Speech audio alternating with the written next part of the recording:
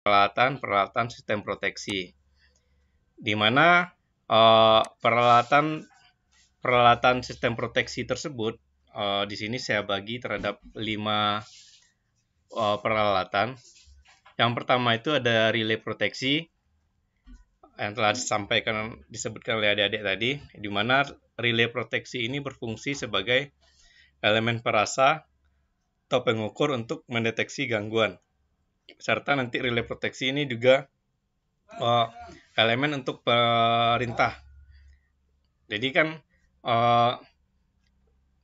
ada sebelumnya kita sudah bahas bahwasanya peralatan proteksi itu dia sebagai elemen perasa, evaluasi, dan aksi. Nah, relay proteksi itulah berfungsi yang pertama dia merasa. Jadi kalau ada suatu perubahan parameter, misalnya seperti kemarin kita sudah bahas, misalkan arus normalnya itu dia 10 ampere dan tiba-tiba arusnya itu naik menjadi 15 ampere. Berarti si relay akan merasakan bahwasanya adanya gangguan atau perubahan parameter dari arus. Nah, kemudian nanti si relay juga akan mengevaluasi apakah itu gangguan atau dia nanti cuma starting current.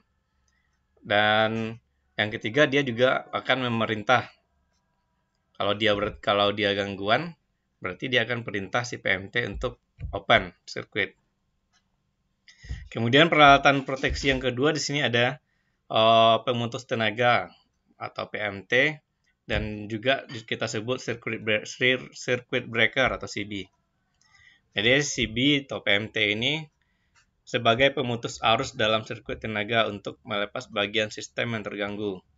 Jadi kalau si relay proteksi sudah memutuskan bahwasannya itu gangguan, maka relay proteksi akan memerintah, yaitu dia mengirim sinyal perintah ke PMT atau CB untuk membuka rangkaiannya bahwasanya ada gangguan, sehingga titik yang terganggu tersebut dia akan terisolasi dari bagian yang tidak terganggu. Yang ketiga itu ada trafo arus dan trafo tegangan. Nah, trafo arus dan trafo tegangan ini adalah dia yang berfungsi untuk mengubah besaran arus dan tegangan. Jadi nanti besaran arus dan tegangan ini diubah sehingga dapat dibaca dan sama si relay proteksi atau pengukuran juga nanti. Yang keempat itu ada supply DC. Jadi supply DC ini dia sebagai sumber tenaga untuk baik itu untuk mensuplai si relay proteksi sendiri kan, karena relay proteksi itu harus ada supply-nya, dan juga supply DC ini juga untuk pemicu coil si PMT. Kemudian yang terakhir ada wiring diagram, wiring atau pengkabelan. Jadi pengkabel ini atau wiring ini untuk menghubungkan baik itu komponen proteksi atau juga komponen dari CT, PT ke relay proteksi atau relay proteksi ke PMT gitu.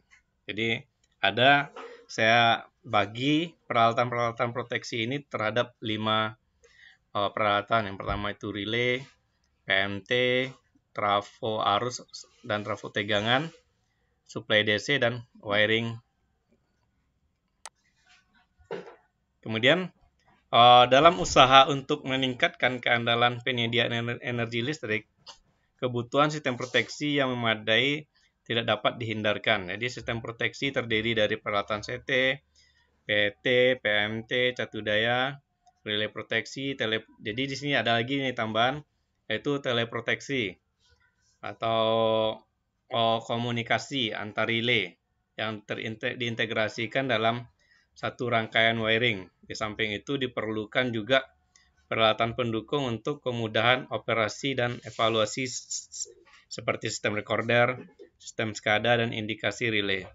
Jadi di gambar yang adik-adik lihat ini adalah satu gambar sistem proteksi yang ada di transmisi.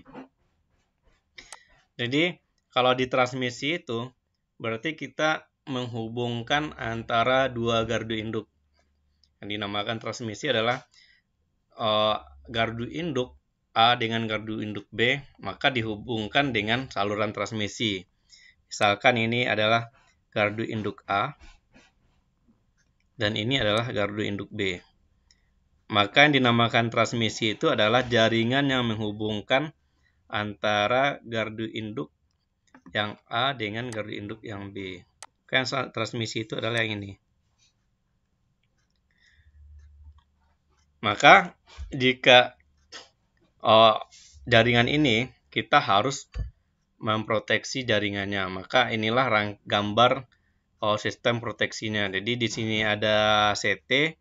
Kalau adik-adik lihat ada lingkaran yang berhimpitan dengan line-nya atau dengan jaringannya, itu adalah simbol dari CT. Kemudian ada PT, ini PT-nya, potential transformer. Kemudian dua peralatan proteksi ini, CT-PT ini akan dihubungkan sekundernya ke si relay proteksi. Jadi besaran arus yang sebenarnya dan besaran tegangan yang sebenarnya itu dirubah dulu atau nilainya diperkecil, tapi nanti dibuat rasionya sehingga relay proteksi ini dapat dia membacanya. Kemudian dibacalah oleh sama si relay proteksi. Relay proteksi membaca nilai besaran tersebut. Kemudian disitulah nanti dievaluasi besaran ini, apakah besarannya itu normal atau besarannya sudah terganggu. Kemudian di relay proteksi ini kalau kita menghubungkan dua gardu induk, ini gardu induk A dengan gardu induk B, maka antara relay proteksi di gardu induk A dengan gardu induk B itu dia harus saling berkomunikasi. Maka disitulah ada teleproteksi. Jadi ada sinyal kirim dan sinyal terima, baik itu dari relay yang di gardu induk A, begitu juga relay yang di gardu induk B. Kemudian ada catu daya. Catu daya inilah yang fungsinya sebagai sumber power si relay proteksi dan untuk coil si PMT nantinya. Relay proteksi ini dia berfungsi untuk indikasi relay dan nanti dia juga kirim data ke SCADA. Kemudian ada disturbance recordnya atau record gangguan. Di sini kita record semua sehingga data-data ini nanti kita lakukan evaluasi. Dilakukanlah evaluasi terhadap jika terjadi gangguan, maka di evaluasi ini bisa kita lakukan evaluasi bulanan, evaluasi tahunan. Maka kita evaluasi gangguannya jenisnya apa, tipenya apa, dan lokasinya di mana. Nanti di relay proteksi dan SCADA itu dia terrecord.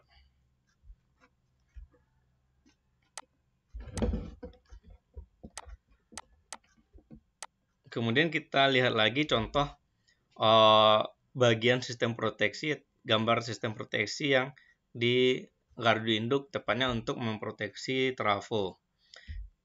Untuk memproteksi trafo daya, kita juga butuhkan di sini ada CT, ada peralatan proteksi, ada supply juga, dan di sini juga di relay proteksi ini fungsinya untuk indikasi relay, data SCADA, dan juga ada disturbance recordnya. Nanti dari tiga data inilah kita lakukan evaluasi. Apakah berapa kali gangguan dalam setahun, apakah gangguannya melebar, atau terjadi kesalahan proteksi. Nah, inilah bentuk gambar-gambar dari peralatan proteksi. Sampai di sini ada yang mau ditanyakan dari adik-adik sekalian sebelum kita lanjut ke pembahasan selanjutnya.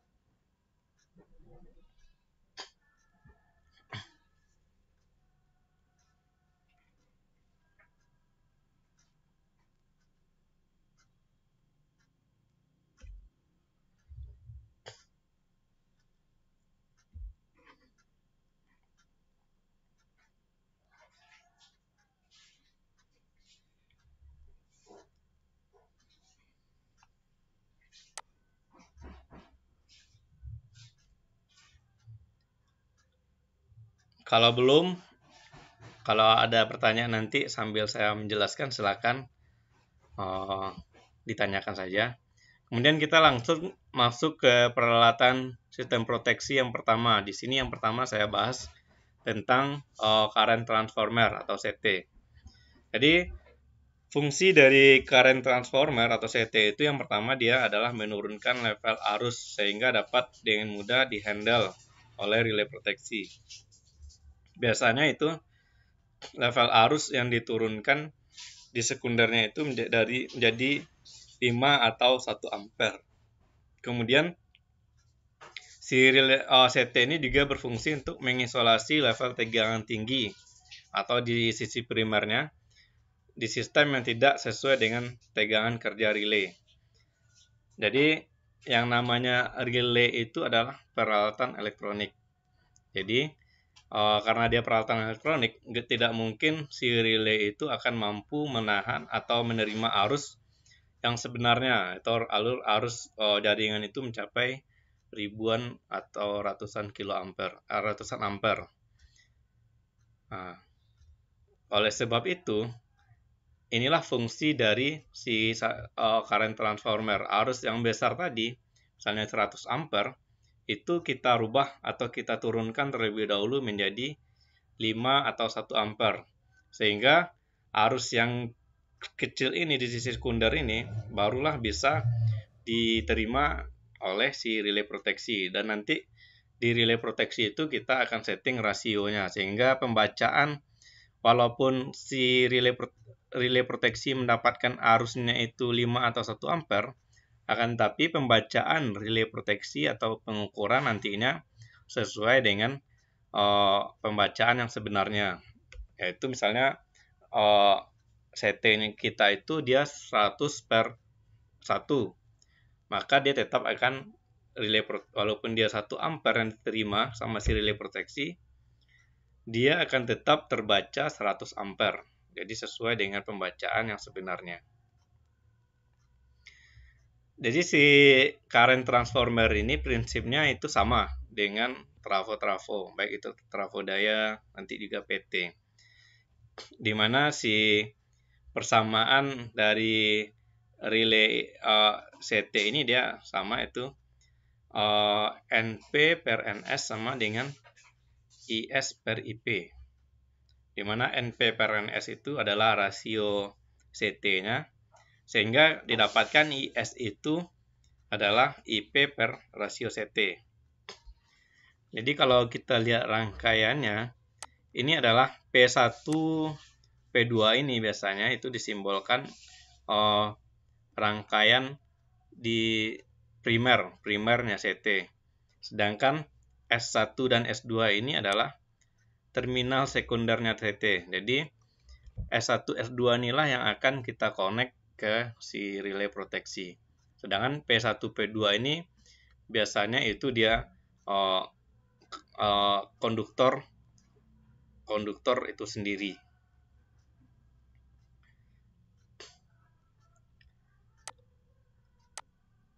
Ada yang perlu ditanyakan, Dek?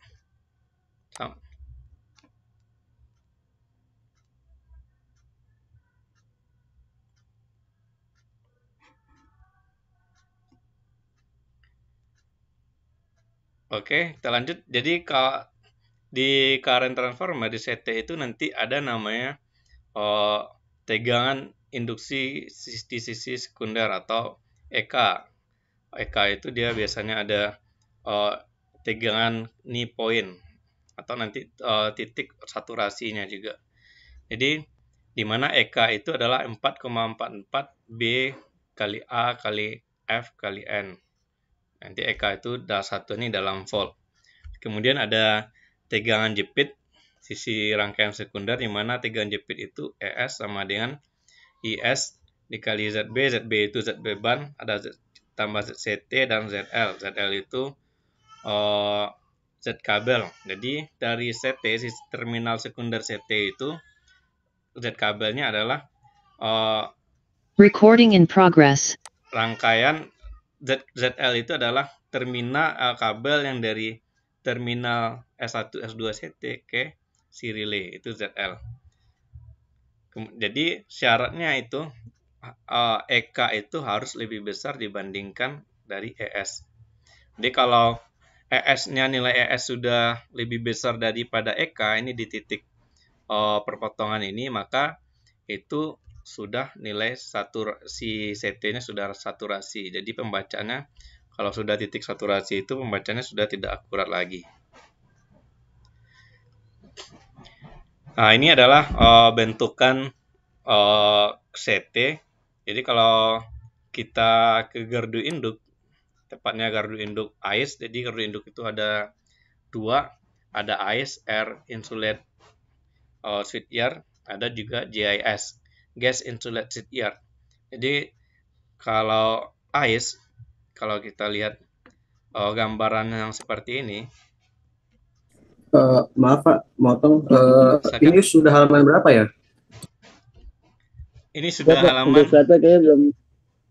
Enggak jalan ya? Belum buka Pak slide. Soalnya dari tadi menyangkut di halaman 4 nih Pak. Oh, oke. Saya ulang. Bentar.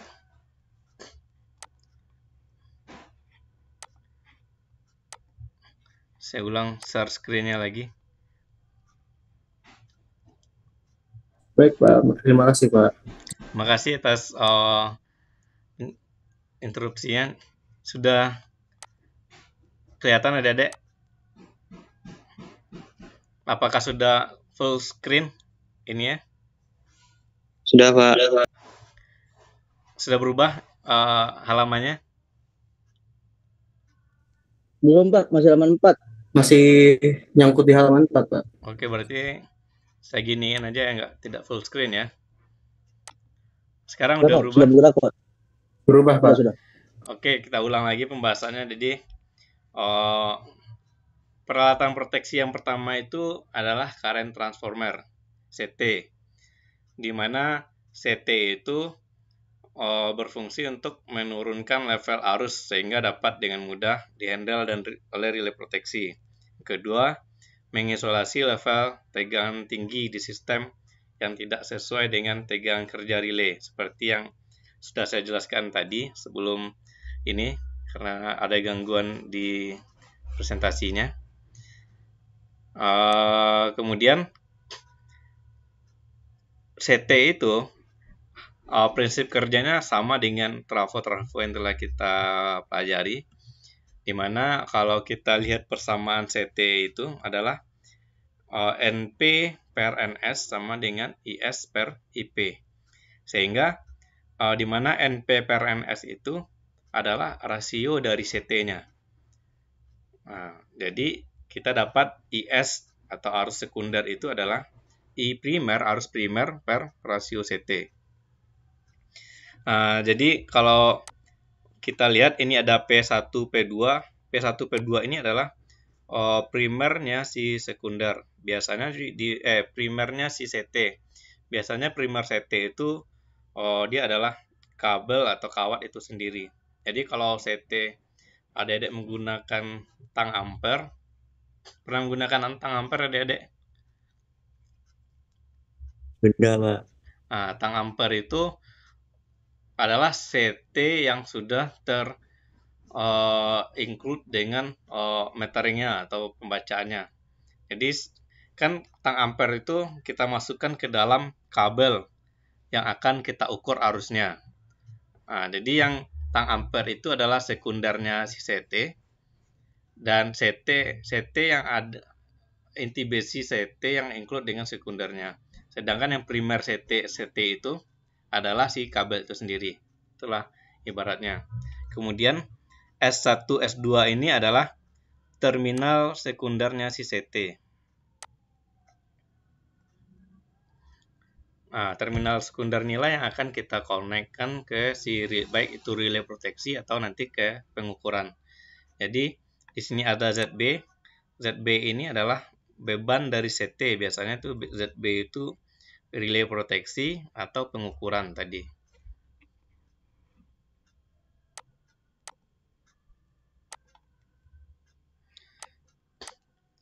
Kemudian kita ini adalah tegangan. Jadi di CT itu ada tegangan induksi di sisi sekunder dan ada tegangan jepit.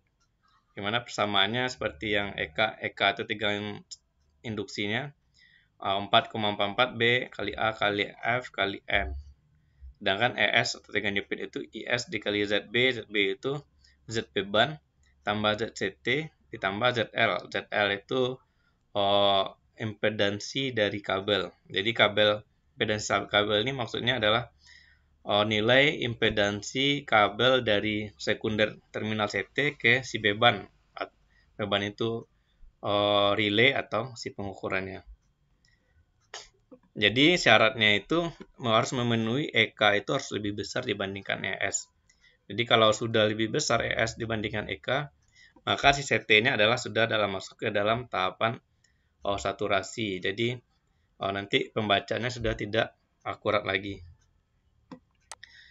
Dan ini adalah bentukan CT yang saya ambil. Dan yang ini adalah yang sebelah kanan ini. Ini dia CT yang ada di high voltage. Biasanya kalau terlihat yang tengah-tengah ini kalau adik-adik pergi ke gardu induk AIS kan tadi saya bilang gardu induk itu ada AIS, ada GIS. S itu air insulated yard atau gas insulated yard. Nah, kalau AIS kalau adik-adik lihat gambar yang seperti yang saya lingkari ini, itu adalah gambaran peralatan CT. Kalau kita lihat, ini ada CT, ini adalah terminal HV-nya atau P1, P2-nya. Dan ini ada isolatornya, isolator. Ini dia terminal sekundernya S1, S2. Jadi P1, P2 ini nanti kita connect langsung si kawat ini atau konduktor si konduktornya. Kemudian S1, S2 ini nanti yang akan kita hubungkan ke peralatan proteksi atau pengukuran. Kalau yang seperti donat ini juga CT. Ini biasanya CT di panel tegangan menengah. Nah, jadi di panel tegangan menengah ini adalah terminal sekundernya atau S1, S2 tadi. Kemudian yang primernya itu kumparan primernya adalah nanti kita konduktor atau kabel itu sendiri. Nah, kita masukkan ke dalam donat atau lubang yang si CT itu. Maka secara otomatis konduktor atau kawat kabel kita yang gunakan itu adalah sebagai kumparan primernya si CT. Dan juga contohnya juga yang tadi saya tahu contohnya tang ampere. Tang ampere itu juga dia CT yang dilengkapi dengan alat ukurnya langsung. Jadi primernya kawat atau kabel yang kita ukur, kemudian sekundernya adalah si CT yang tang ampere itu. Sampai di sini ada yang perlu ditanyakan adik-adik?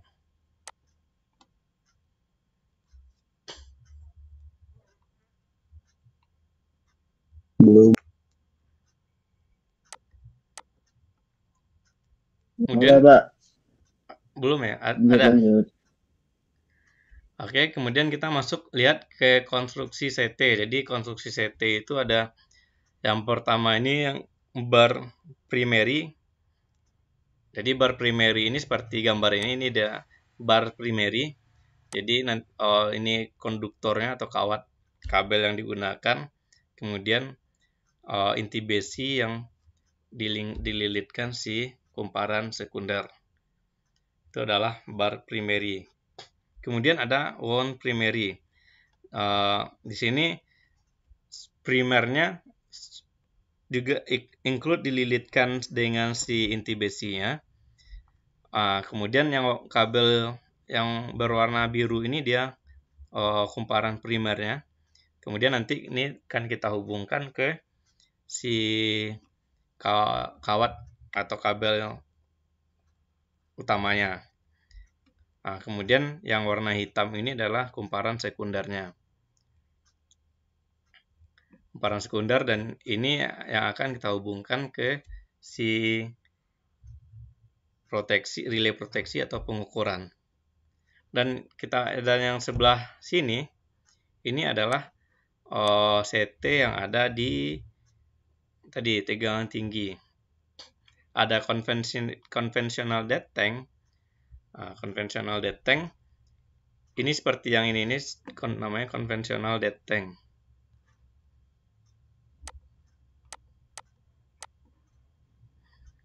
Jadi ini terminal primer, terminal P1, P2. Kemudian nanti di terminal ini juga ada kawat yang dililitkan ke si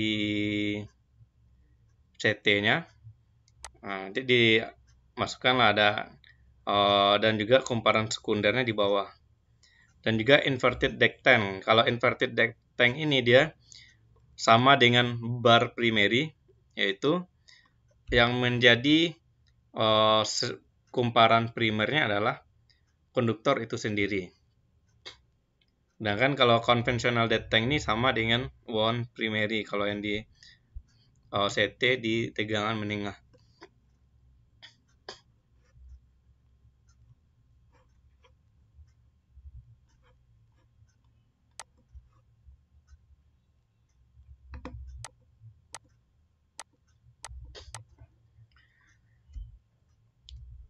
Kemudian bentuk kumparan CT itu trafo arus dengan dua, ini dibagikan dalam bentuk dari primernya itu dalam dua pengenal. Jadi kumparan primernya ada dua lilitan, yaitu ada lilitan yang pertama yang P1 dan P2. Jadi antara P1 P2 itu dia terpisah. Kemudian antara kumparan pertama, lilit kumparan pertama dengan kumparan kedua itu digabungkan. Yang pertama ada penggabungannya secara paralel dan penggabungannya secara seri. Yang gambar pertama ini adalah penggabungannya secara paralel. Yang ini paralel, kumparan primernya dihubungkan secara paralel. Kenapa paralel? Nampak kita lihat bahwasanya yang pertama ini, yang di P1 ini akan dihubungkan ke si pertama yang dapat pertama di P2. Kemudian P2 ini juga di ujung si P1. Itu dia dinamakan penghubungan secara paralel. Sedangkan yang ini dia terhubung secara seri. Karena yang dihubungkan adalah ujung dari kumparan pertama dengan kumparan awal dari kumparan kedua. Nanti secara rasio juga nanti dia akan berbeda. Kalau kita hubungkan secara paralel, maka rasionya dia jadi 100 per, misalkan di sekundernya adalah 5 ampere. Maka rasio primernya adalah 1000 per 5. Kalau kita hubungkan secara seri, yang dua kumparan primer ini, maka rasionya menjadi separohnya, yaitu 500 per 5.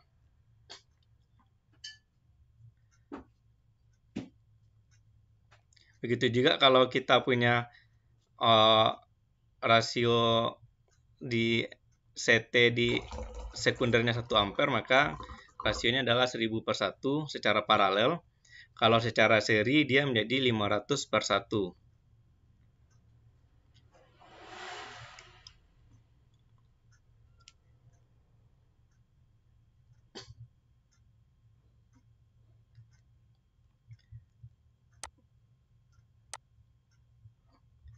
Sudah ada paham ya Dedek yang gambar yang saya lihatkan ini?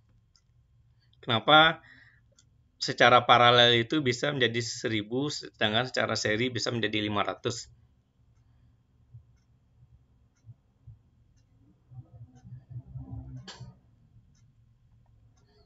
Ada yang bisa jawab, Dedek?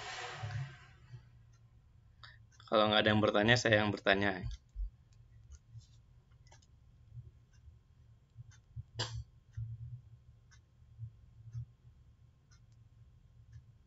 Belum tahu, Pak.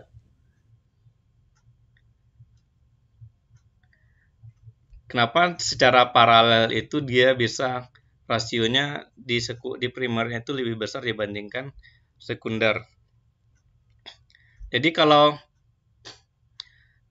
CT, kalau trafo, arus primernya lebih besar dibandingkan arus sekunder, kumparannya gimana itu, Dedek? Mana yang lebih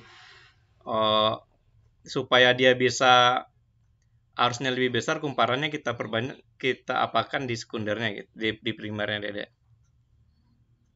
Kan kalau di trafo itu kalau kita mengecilkan arus, maka kumparan sekundernya harus lebih banyak dibanding kumparan primer. Jadi kumparan primer itu lebih kecil dibandingkan kumparan sekunder.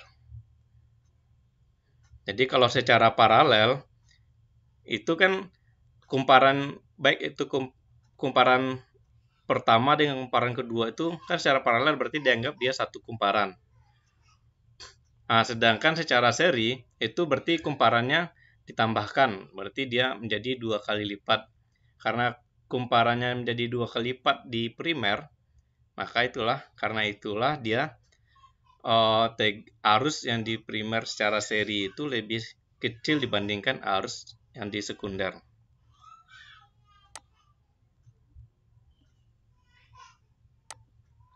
Sudah ngerti ya, Dedek, kenapa paralel seri, kenapa paralel lebih besar arusnya dibandingkan yang di sekunder, yang diserikan.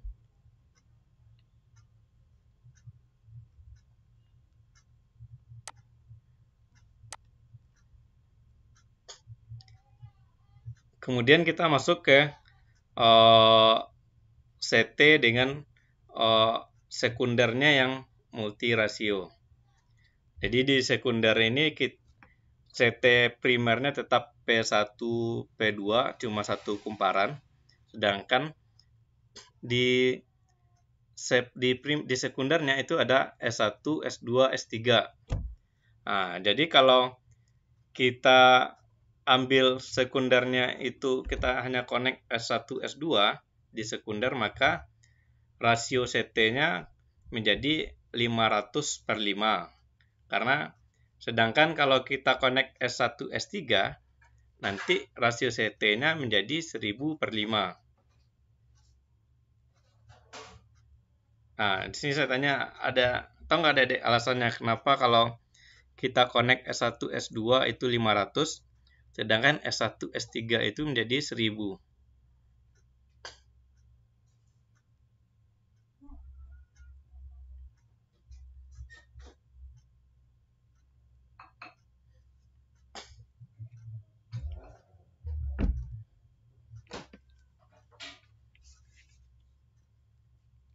Ada yang tahu adik-adik jawabannya?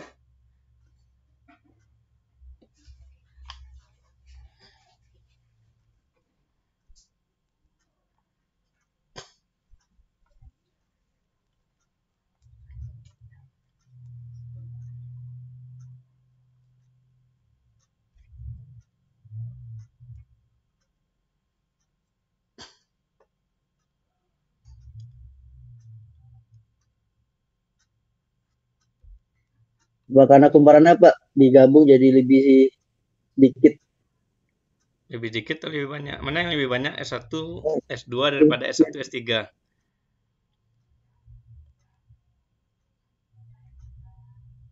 Gimana? Mana yang lebih banyak, S1, S2 atau S1, S3?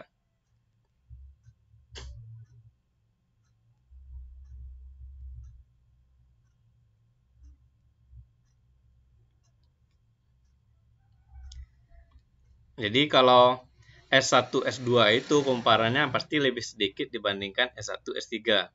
Jadi kan kalau kita memperkecil rasionya, maka kumparan sekundernya itu kita sedikitkan. Jadi S1, S2 rasionya menjadi 500/5.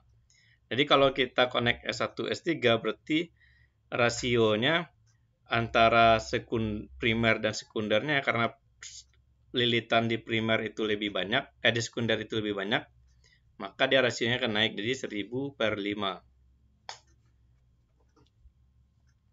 Oke, ini sama saja. Jadi yang ini kita gabungkan, yang di bawah ini. Jadi yang primernya itu secara seri dan paralel, dan sekundernya itu di multi rasio juga, S1, S2, S3, dan S1, S2, S3.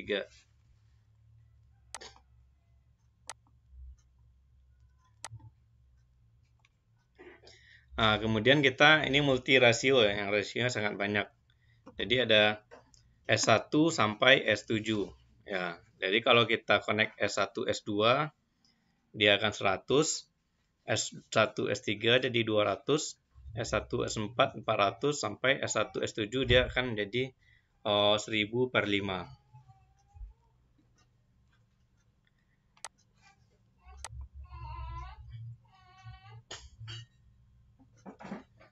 Ada yang mau ditanyakan adik-adik dari yang ini? CT ini sampai di sini.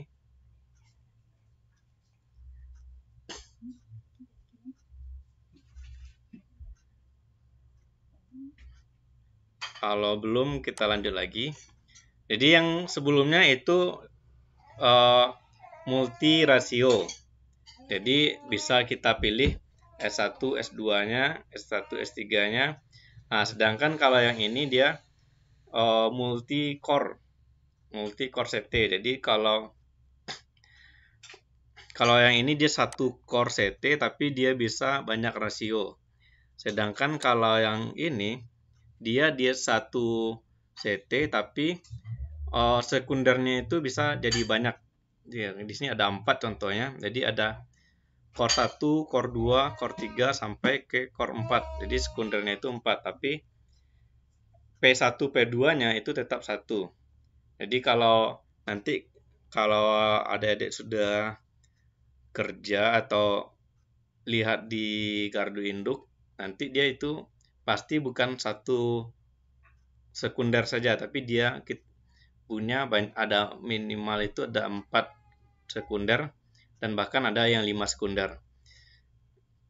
Jadi fungsinya gini, kalau dia multi core 4, misalkan 4 sekunder seperti contoh ini, dia S1, S2, 1 S1, 1 S2 itu biasanya digunakan masing-masing core itu digunakan untuk berbeda fungsi. Misalnya contohnya yang ini. Saat core yang sekunder yang pertama atau yang core pertama ini kita gunakan untuk relay arus lebih atau pengukuran.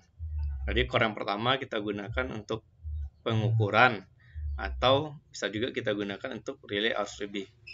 Kemudian sekunder kedua, di mana kalau nama terminalnya itu 2S1, 2S2, yaitu untuk relay diferensial atau ref dan ref.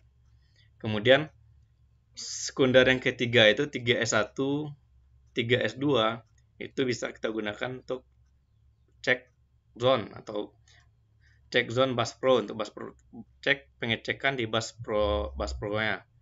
Kemudian di sekunder yang keempat bisa kita gunakan untuk zone protection bus pro, jadi untuk proteksi di bus pro. Di masing-masing rasio mempunyai kelas kapasitas sama atau berbeda sesuai dengan kebutuhan. Jadi bisa jadi nanti masing-masing sekunder itu dia punya kelas yang berbeda karena berbeda fungsinya. Kemudian juga bisa juga kelasnya berbeda, kapasitasnya sama. Atau juga kelasnya berbeda, kapasitasnya juga berbeda-beda. Tapi dia tidak mungkin dia kelas yang sama. Biasanya itu kelasnya dibeda-bedakan. Ini untuk yang contoh yang 5 sekunder. Jadi kalau 5 sekunder rasionya 800 pasti tetap 1111. Tapi fungsi masing-masing sekundernya itu dibedakan. Kalau 5 itu dia sekunder pertama untuk pengukuran, sekunder kedua untuk relay arus lebih, sekunder kedua untuk relay jarak atau relay diferensial, sekunder yang ketiga untuk cek zone bus pro, dan sekunder yang keempat untuk protection. Bus Pro. Kemudian di CT itu juga ada rating bebannya. Biasanya kita rating beban ini kita namakan itu burden. Kalau burden dari CT atau beban CT. Jadi burden CT ini dinyatakan dalam volt ampere. Biasanya ada yang 2,5 volt ampere, 5 volt ampere, 7,5 volt ampere, 10 VA, 15 VA sampai 30 VA. Jadi burden CT atau beban CT, kapasitas CT ini harus kita sesuaikan dengan si bebannya. Bebannya CT, kapasitas CT disesuaikan dengan bebannya. Apa bebannya CT? Nah, itu yang pertama dia relay proteksi atau pengukuran, serta kita hitung juga nanti beban impedansi dari si kabel. Jangan sampai burden CT lebih kecil dibandingkan bebannya si CT. Kemudian ada rating arus continue, nilai arus yang diizinkan mengalir secara kontinu di sisi primer. Dengan sekunder dibebani nominal tanpa menimbulkan kenaikan temperature dan melampaui batas yang dispesifikasi. Standar arus lebih kontinu di dalam IEC 185/1987 adalah ada yang 120%, 150% dan 200%. Kemudian ada rating arus sesaat, nilai RMS dari arus primer yang didapat ditahan oleh trafo arus selama 1 detik. Jadi arus sesaat ini adalah nilai yang CT yang dapat ditahan selama 1 detiknya. Kemudian rating arus sekunder, di sini seperti yang sampaikan awal tadi ada 1, 2 atau 5, tapi yang ada sekarang ini kebanyakan dia 1 atau 5 ampere. Saya belum pernah menemukan rating sekundernya itu di 2 ampere. Kemudian ada rating arus dinamik, nilai maksimum arus primer yang dapat ditahan oleh trafo arus tanpa menimbulkan kerusakan listrik atau mekanis. Nilai IDN pada IEEE 185/1987 umumnya biasanya adalah 2 kali dari I thermal. Kemudian ada kesalahan rasio CT, ada kesalahan pasanya serta komposit dari errornya. Kemudian tadi sebelum yang tadi saya sampaikan di CT itu ada kelas-kelas CT-nya. Jadi masing kelas CT itu pasti kita gunakan untuk berbeda-beda fungsinya. Ada nanti kelas yang kita gunakan untuk metering atau pengukuran, ada kelas yang akan kita gunakan untuk proteksi. Jadi kalau untuk kelas CT yang kita gunakan untuk metering, biasanya itu dengan kelasnya adalah 0,1, 0,2, 0,5 atau 1. Jadi kalau kita lihat di nameplate-nya CT, nanti ada itu di stat bahwasanya kelasnya adalah 0,1, 0,2, 0,5 dan 1. Kemudian ini adalah kelas untuk metering. Jadi kalau kita lihat di spesifikasi atau di nameplate, kalau ada 0,1, 0,2 sampai 0,5 atau 1, itu berarti kita harus menggunakan core CT tersebut atau CT itu untuk metering.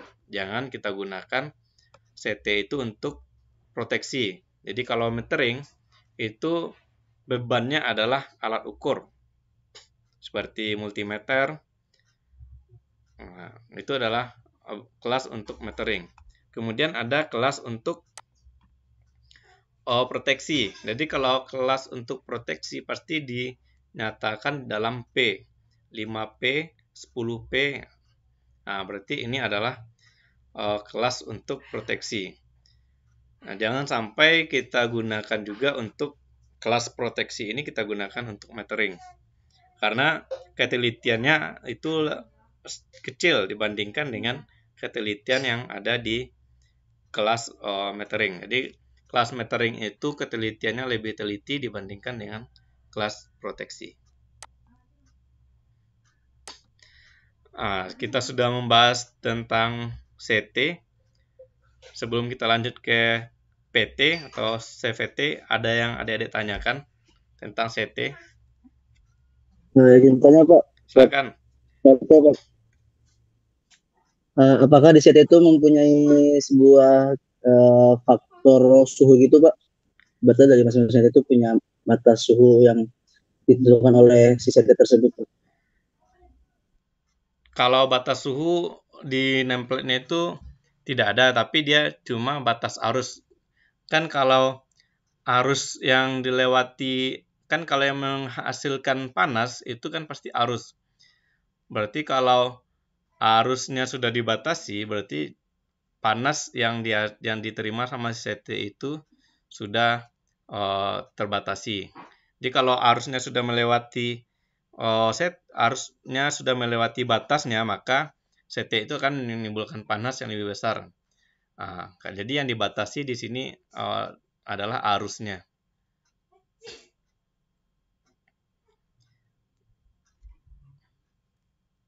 Terima kasih Pak. Oke, sama-sama.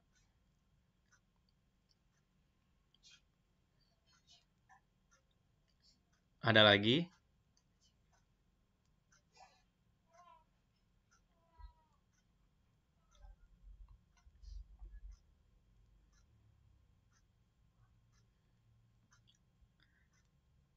Kalau belum, kita masuk ke peralatan proteksi yang kedua, yaitu ada potensial transformer dan capacitive voltage transformer. Ini adalah dua peralatan yang hampir sama. Jadi fungsinya untuk mengukur tegangan atau menurunkan nilai tegangan dari nilai yang sebenarnya menjadi nilai yang dapat diterima oleh si alat ukur. Jadi fungsi dari PT atau CVT ini adalah untuk memperkecil besaran tegangan pada sistem tenaga listrik menjadi besaran tegangan untuk sistem pengukuran. Jadi kalau untuk panel tegangan rendah, biasanya kita tidak menggunakan PT atau CVT PT ini. Tapi kalau sudah tegangannya medium, itu pasti kita harus menggunakan PT. Karena tegangan medium, jadi biasa kebanyakan tegangan medium yang digunakan itu adalah 3 kV, 0,3 kV, ada 11 kV, ada 20 kV. Jadi kalau sudah tegangan medium, maka peralatan listrik pengukuran atau proteksi ini sudah tidak sanggup lagi menerima batas level tegangan tersebut, sehingga kita butuh PT atau CVT untuk menurunkan tegangan. Jadi nanti ada rasio, kemudian kita inputkan berapa rasio PT tersebut, sehingga yang terbaca di alat ukur atau di relay proteksi itu sama dengan pembacaan tegangan yang sebenarnya. Kemudian fungsi yang kedua adalah mengisolasi rangkaian sekunder terhadap rangkaian primer. Jadi kalau terjadi gangguan di primer, yaitu terjadi hubung singkat, maka dia tidak akan mengganggu si sekundernya. Berarti si relay kita tidak akan terganggu dengan terjadinya hubung singkat di primer, di jaringan. Itulah fungsi dari PT. CT pun gitu, dia juga mengisolasi antara rangkaian sekunder dengan primer. Kemudian memungkinkan standar arus pengenal pada sisi sekunder. Kemudian bentuk dari CT atau CVT ini seperti ini. Jadi kalau ini tadi ini adalah CVT. Jadi kalau di tegangan tinggi itu biasanya orang menggunakan CVT, capacitive voltage transformer. Kemudian ini adalah PT, potential transformer. Ini biasanya kalau kita buka si panel-panel tegangan menengah, pasti kita akan menemukan PT ini, potential transformer.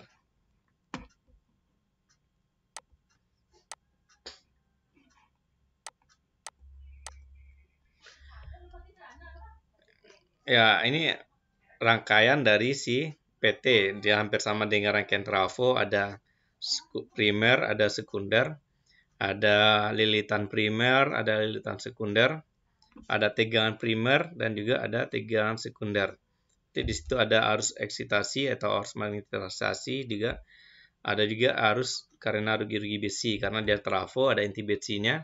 Juga di situ ada akan menimbulkan rugi-rugi dari inti besinya. Kemudian ini persamaan standar, yaitu V1 per E1 per E2 sama dengan N1 per N2. Mana E1, E2, atau juga kita lihat VP, V primer, V sekunder, sama dengan N1 atau NP per N sekunder. Di mana N1 per N2 itu adalah rasio atau perbandingan lilitan di sekunder dengan primer.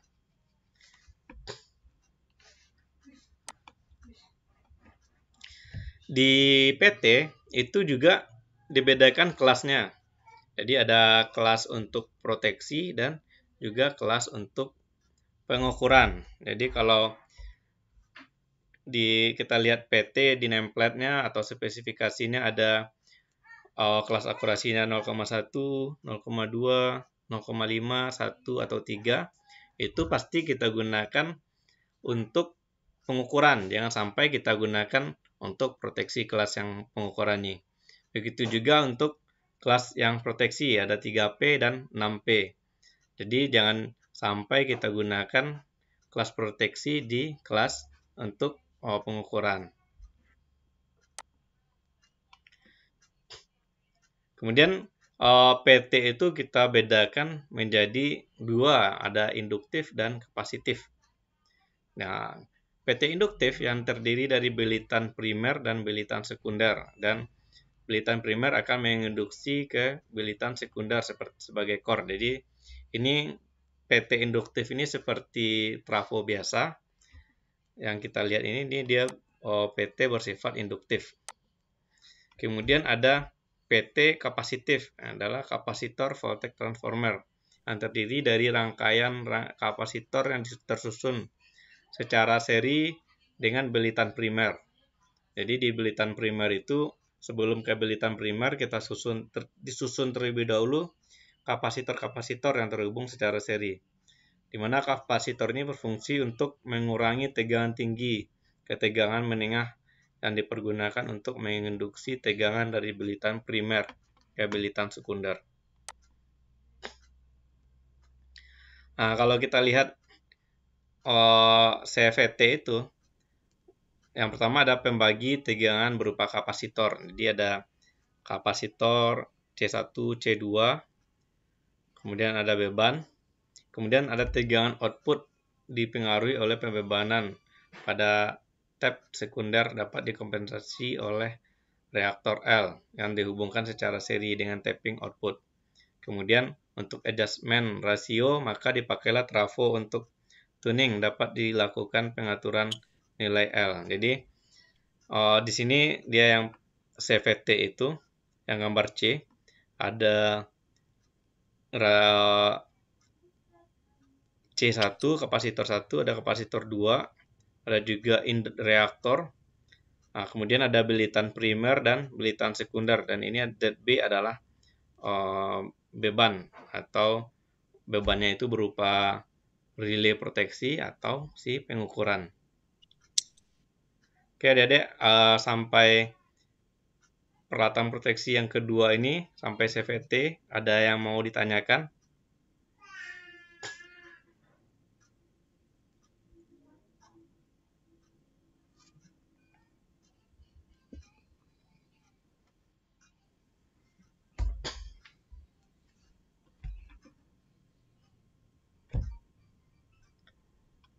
Silakan kalau ada yang mau ditanyakan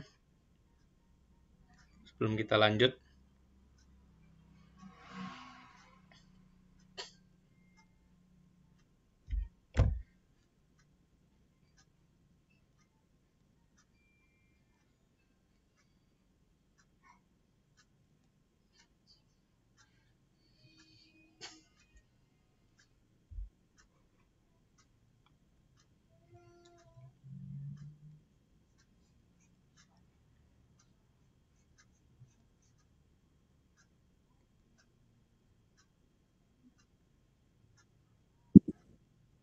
Gimana? Ada yang mau ditanyakan?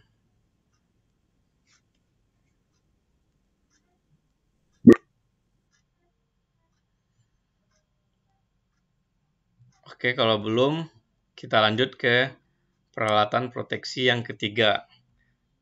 Di sini kita bahas tentang relay proteksi. Jadi relay proteksi yaitu dia sebagai elemen perasa, pengukur, evaluasi, dan aksi. Jadi setelah si CT dan PT itu merubah nilai arus dan tegangan menjadi arus dan tegangan yang sebenarnya menjadi arus dan tegangan yang dapat diterima sama si relay. Nah, setelah diukur, maka dirasakanlah oleh si relay proteksi.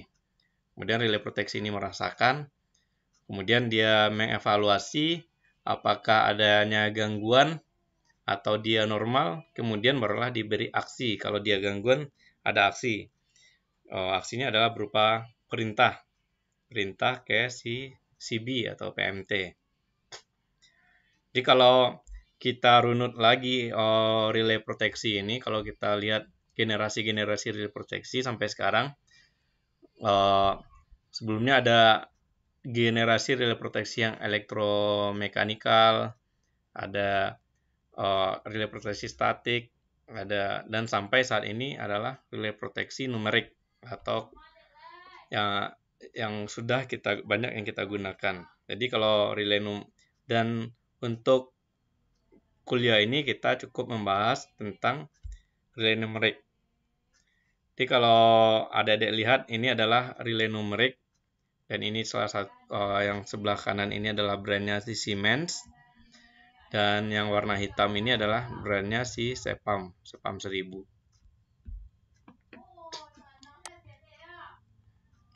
Jadi untuk syarat-syarat dari relay proteksi, jadi relay proteksi yang akan dipasang di sistem memenuhi spesifikasi teknis yang dipersyaratkan.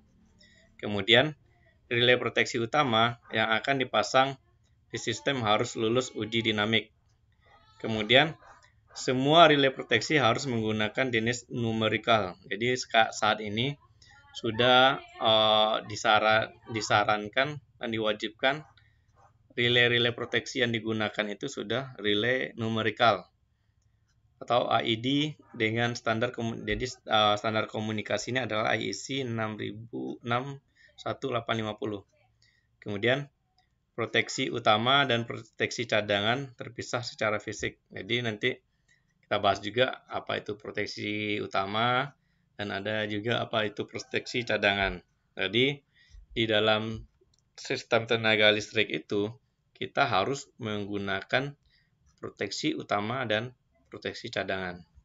Jadi kalau proteksi utama dia failure atau gagal, maka yang menggantikan proteksi utama inilah adalah proteksi si cadangan. Kemudian untuk sistem proteksi EHV digunakan sistem duplikasi dengan tipe algoritma yang berbeda. Proteksi cadangan harus terpisah untuk tiap unit, tidak dapat digabung antar unit yang berbeda.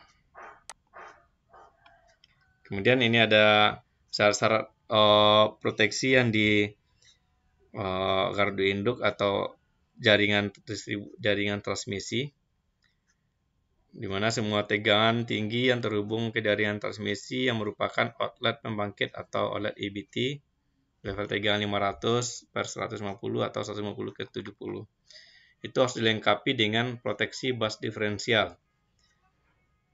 Kemudian ada semua gardu induk dengan sistem 1,5 PMT double bus bar dengan prioritas GI pembangkit dan GI dengan minimal 4 arah outlet saluran transmisi. Ada auto recloser merupakan alat peralatan bantu untuk dapat dipasang dengan hardware tersendiri. Adapun fitur-fitur relay numerik yang kita gunakan, yang pertama itu harus ada MMI. Kalian tahu adik-adik MMI, singkatan MMI ini itu apa?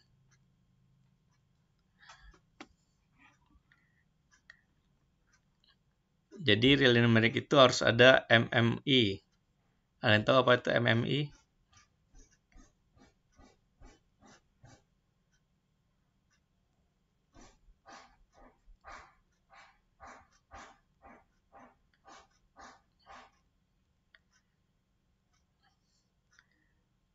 MMI itu adalah main machine interface. Jadi si relay numerik itu harus ada tampilan. Jadi si operator bisa melihat baik itu kondisi, baik itu nilai arus, tegangan, kemudian ada berapa settingannya seperti gambar ini yang berupa MMI itu atau main machine interface itu adalah ini adalah MMI. Jadi relay numerik itu harus ada tampilannya atau MMI-nya.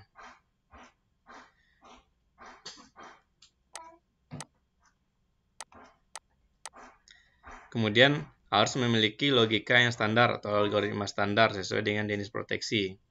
Jadi algoritma untuk relay numerik itu harus standar dengan sesuai dengan jenis proteksi yang akan digunakannya. Kemudian ada feature block untuk kegagalan relay. Ada feature file safe untuk menjamin relay hanya akan bekerja jika ada gangguan di sistem. Kemudian ada self monitoring atau diagnostic untuk menginformasikan relay masih berfungsi dengan benar. Kemudian ada feature power swing blocking. Ada feature VT MCB fail. Nah, jadi MCB fail maksudnya adalah si VT itu harus ada MCB-nya. Jadi dari sini saya menjelaskan sedikit tentang PT dan CT. Jadi kalau di CT itu kembali ke CT dan PT. Jadi kalau di CT itu dia saat beroperasi atau saat beroperasi kan ada bebannya. Bebannya berupa relay proteksi atau pengukuran atau metering. Tapi saat ada CT-nya tapi kita tidak menggunakan beban atau beban tadi itu si proteksi atau si metering, maka si CT itu harus kita short circuit atau kita hubungkan S1 ke S2. Jadi kita short S1 S2-nya kalau tidak ada bebannya.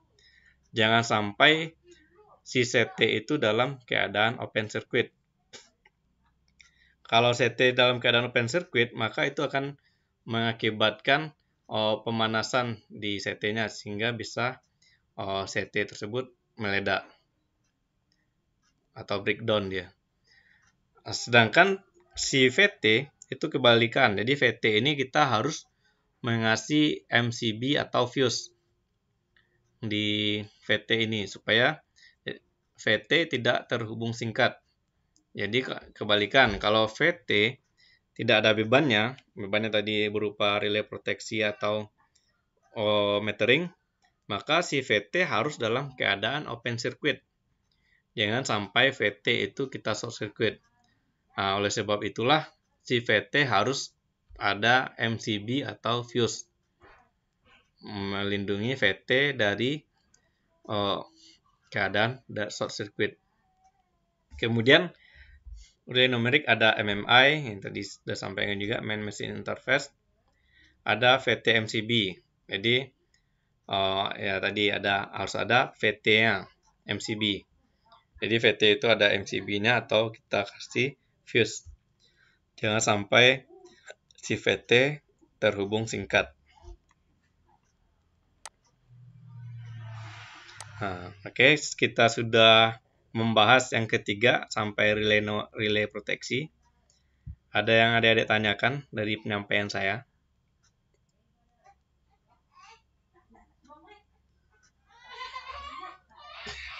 Sebelum kita lanjut ke peralatan proteksi selanjutnya.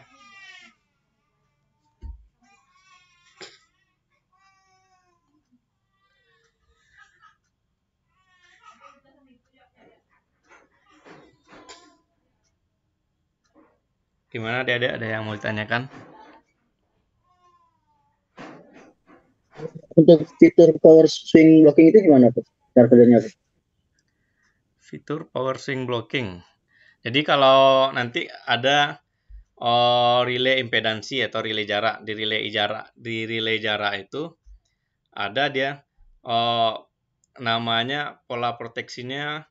Jadi di relay jarak itu nanti kita bahas ada pola proteksi PUTT, permissive underreach, PUTT permissive underreach transfer switch, ada POTT permissive overreach transfer trip, ada blocking. Nah, jadi di relay jarak itu untuk relay numerik harus ada fitur power swing blocking.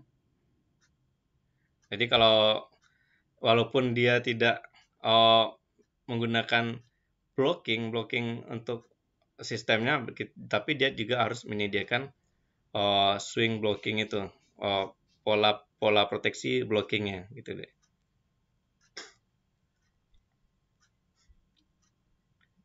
Jadi ini khusus untuk relay impedansi, jenis impedansi atau relay jarak. Tapi kalau bukan relay jarak, ya fitur swing blockingnya tidak perlu digunakan, tidak perlu ada gitu. Baik Pak, terima kasih Pak. Sama-sama. Kalau belum ada yang ditanyakan, kita lanjut ke pelatan proteksi yang keempat. Di sini ada PMT, pemutus tenaga atau circuit breaker atau CB. Jadi CB ini berfungsi untuk menerima perintah trip dari relay untuk memutuskan switch off saluran di mana dia berada. Ya, kalau saat keadaan normal berarti si CB dia berfungsi untuk menghubungkan rangkaian. Tapi saat keadaan abnormal, dia harus bisa menerima perintah trip kalau terjadi abnormalitas. Nah, kemudian dalam energi, jadi saat keadaan abnormal maka dia harus trip, energi trip coil mendapat aliran listrik yang menyebabkan CB terbuka. Jadi saat keadaan abnormal si relay akan kasih kontak on atau digital input 1 ke si coilnya si CB, sehingga di coil CB itu terhubung antara supply negatif dan positifnya, sehingga karena coil terenergize maka dia akan perintah terbuka. Ini bentuk CB. Ini saya ambil dari CB untuk tegangan tinggi. Ini adalah di gardu induk.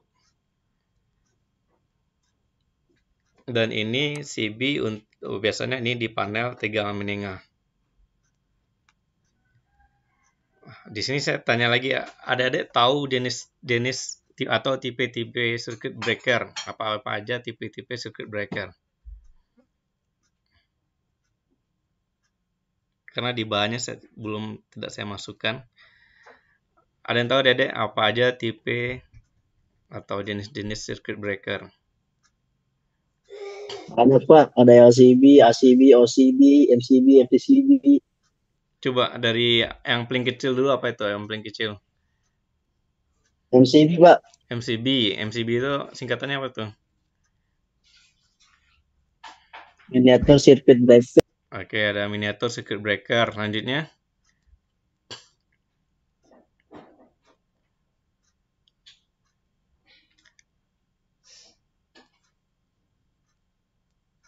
Ada lagi, ada MCCB, Multicast Circuit Breaker.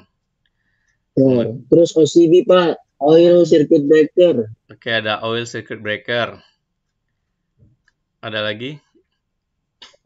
OCB Pak, Air Circuit Breaker. Ada Air Circuit Breaker. Ada lagi? VCB Pak, Vacuum Circuit Breaker. Vacuum Circuit Breaker. Ada lagi?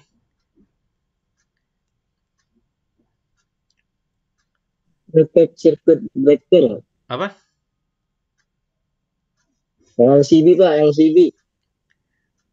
Oh, air leakage. Air leakage itu lebih ke dia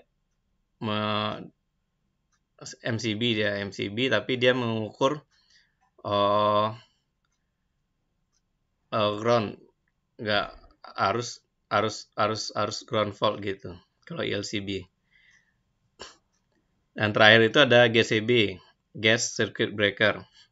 Jadi masing-masing tipe si circuit breaker itu dia digunakan di masing-masing yang berbeda. Seperti kalau MCB itu miniature circuit breaker, itu biasanya kita gunakan level arus di bawah 60 ampere. Di bawah level 60 ampere biasanya kita menggunakan MCB. Kalau arus yang di bawah 400 ampere, itu biasanya kita menggunakan MCCB. Jadi antara MCB dan MCCB ini dia belum ada pemadam busur apinya. Dan MCB dan MCCB ini kita gunakan untuk tegangan rendah. Kemudian ada ACB, Air Circuit Breaker. ACB itu dia mencapai 1500 sampai 3000 ampere. Tapi masih digunakan di tegangan rendah. Dan ACB itu sudah ada pemadam busur apinya. Jadi setiap switching peralatan listrik, kan CB itu ada kondisi switching, jadi menghubungkan antara input dengan output. Kalau di MCB dan MCCB itu belum ada pemadam busur api karena arus dan tegangannya masih rendah, masih di bawah aman. Tapi sudah ACB, Air Circuit Breaker, itu walaupun dia digunakan untuk tegangan rendah, tapi arusnya sudah mencapai 3000 ampere, kalau salah. Nah, itu baru ada saat terjadi switching, dia akan menghasilkan busur api. Dan maka oleh sebab itu pemadam busur apinya adalah air sama udara. Kemudian ada VCB, Vacuum Circuit Breaker. Nah, ini yang saya lingkar ini adalah dia tipenya Vacuum Circuit Breaker. Jadi Vacuum Circuit Breaker, kontak antara input dengan output itu ada ruangan yang vakum udara atau hampa udara. Jadi saat terjadi busur api, maka busur apinya otomatis padam karena tidak ada udara di sana, di vakum. Kemudian vakum udah ada OCB, Oil Circuit Breaker. Jadi kalau oil berarti perantara pemadam busur apinya adalah oil. Sedangkan kalau yang ini adalah GCB biasanya, Gas Circuit Breaker. Adalah pemadam busur apinya melalui gas. Biasanya gasnya itu adalah gas SF6. Oke, Dede, ada yang mau ditanyakan dari penjelasan tentang circuit breaker?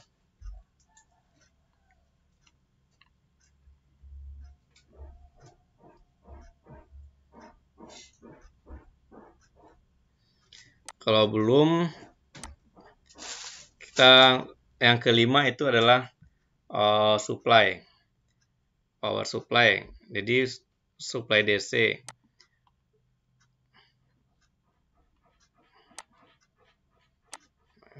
Tadi itu. Oh, hilang itunya. Oke, yang kelima itu supply DC. Ini materinya tidak termasukkan sama saya. Jadi yang kelima supply DC. Supply DC itu berfungsi untuk catu daya power supply, baik itu untuk relay sebagai supply-nya relay dan supply si coil PMT. Jadi coil PMT itu atau CB itu dia coilnya supply-nya adalah DC. Kenapa kita menggunakan DC? Jadi saat keadaan blackout atau tidak ada supply, maka kalau DC, kalau dia AC saat blackout berarti kita tidak ada supply. Tapi kalau kita menggunakan supply DC, kita bisa menyimpan daya arus listrik, arus DC itu, daya DC itu ke dalam baterai. Maka saat blackout kita masih bisa menjalankan perintah si circuit breaker open dan close. Kemudian yang terakhir adalah wiring, pengkabelan. Jadi pengkabelan ini salah satu kenapa dimasukkan ke dalam salah satu peralatan proteksi, kalau tidak ada wiring atau pengkabelan, maka penghubung antara relay proteksi ke CT atau relay proteksi ke PET, relay proteksi ke CB itu tidak ada. Nah, karena itulah dimasukkanlah salah satu peralatan listriknya, peralatan proteksi adalah wiring. Adalah wiring yang menghubungkan si relay ke si PMT, yaitu berfungsi untuk memberi perintah PMT trip berupa kabel kontrol. Kemudian dari relay ke si CT itu memberi informasi arus sekundernya CT, kemudian relay ke PT, serta untuk power supply. Oke, sekian materi dari saya tentang peralatan sistem proteksi.